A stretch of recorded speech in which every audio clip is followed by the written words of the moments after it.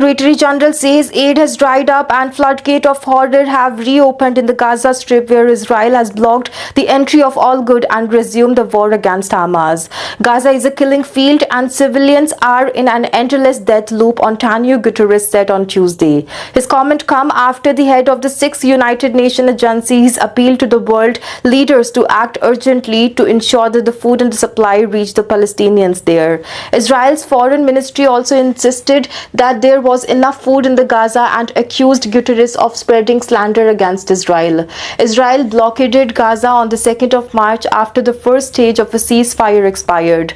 Hamas refused to extend that part of the truce, accusing Israel of reneging on its commitments. Israel then renewed its aerial bombardment and ground offensive on 18th March, and that these have since killed 1,449 Palestinians, according to the Hamas-run health ministry in Gaza. The Israel military insists it does not target civilians. Also, in his address to journalists, Guterres said to Israel, as the occupying power had obligations under the international law to ensure that food and medical supplies get to that population. Also, the current path is dead end, totally intolerable in the eyes of the international law and history, he said.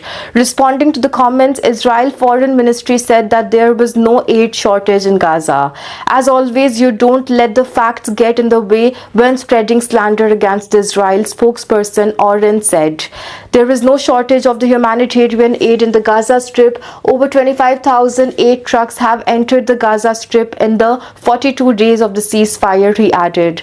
Guterres' comments flowed and followed a joint statement issued by the 6 United Nations agencies on the Monday that said world leaders must act urgently to make sure that food and the aid supplies get to the Palestinians in the Strip.